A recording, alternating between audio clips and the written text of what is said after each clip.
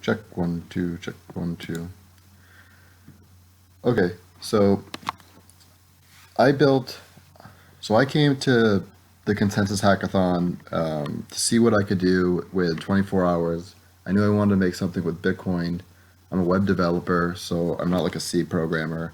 What I'm about to demonstrate for you is not something I planned on building, but it's like what I iterated to. And I use Tyrion because Tyrion lets, you know, Bitcoin lowlifes like me sort of like, flirt with the blockchain. So I'm just gonna build an account to start. So what I came to is lead market. So there's a lot of sales leads or lead generation out there online. And when you generate leads, you want quality leads and you want fresh leads.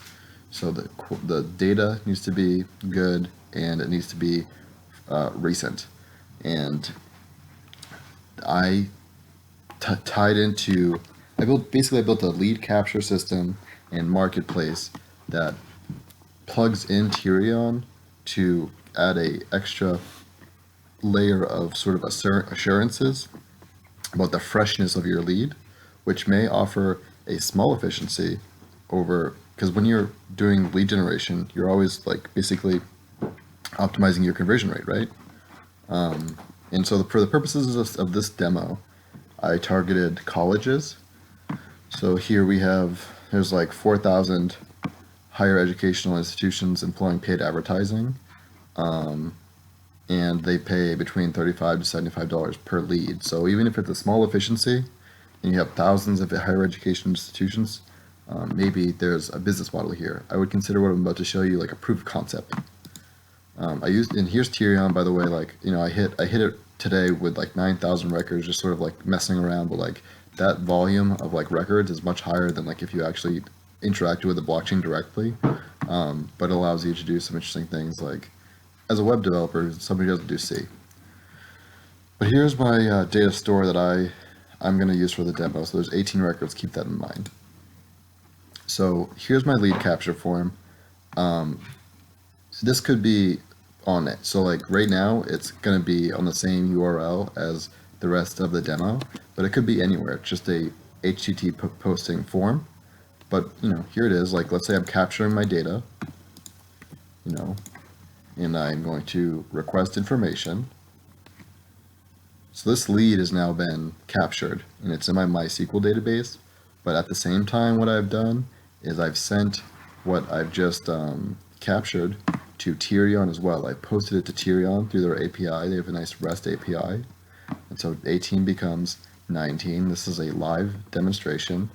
You can see it's timestamped here, 9:10. It's 9:11 on my computer. You can see that the lead is like backed up in plain text and it's been hashed. So that means that if the data ever changes with Tyrion, this hash will no longer be true. Or like I can check if the data is changed or not. That seems like a small thing for now, but we'll get into that in a second. So let's look at the marketplace. You can see here, let's imagine that now that I'm a buyer on this marketplace and I'm shopping for leads. You can see that my name is obfuscated, my email is obfuscated, not well, but for the purpose of this demo, it's fine. We have demographic data and a price, and you can see here it was captured 48 seconds ago, so it's pretty fresh. And this is where Tyrion comes in. When I can inspect this, maybe it's just like a trust factor, but it's been hashed, okay? And you can see the hash here, 34B156, 34B156. This is a live demo. You can see that the hash is, so I don't give them the data, but I give them the hash. And if you buy it, you can basically, after you buy it, you can check that I actually delivered the goods. So I'm basically, by giving you the hash ahead of time, I'm committing to the veracity of that data. And by putting it through Tyrion, who chains it into the blockchain, I am also giving you a very good assurances that I actually captured that lead when I captured it. So for the purposes of this demo, because one seems very lonely, let's simulate some activity. I'm going to populate the database with just a number of entries. Okay, so now we have just some more entries to work with. And so let's go shopping. So this is still very recent. and this one has actually been hit by Ethereum on the blockchain, and I've got a receipt.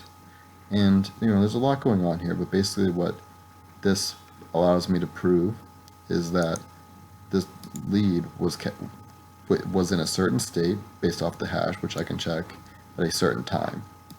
And it's kind of a small thing, but it's also I could see this being a useful sort of maybe, I mean, it is tangential, whatever. It's like an assurance. Maybe it's just a trust signal, but like there could be an efficiency here. So let's just buy a lead. So I'm going to buy this lead. You can see now it's available to me what the actual name is, what the actual email is. We can go back. We can see that that lead is no longer available for sale. Let's buy another one. Same thing. We go back. It's no longer available for sale. That's mine now. I'm going to buy one more. Very cool. Okay, so now that the data is no longer obfuscated, what I can do is I can checksum it again. So basically, when we first capture it, we got a checksum and we anchored it into the blockchain. And now what I can do is, now that I have the data here available to me, I've built a tool such that I can hash that information and check it against Ethereum, which has put this information into the blockchain in their Merkle root, and this checksum I've generated here locally, but they check out. So I was sold what I was told. I got the real thing, and I could see, that's sort of like the end of the demo, but that's what I put together. Thank you.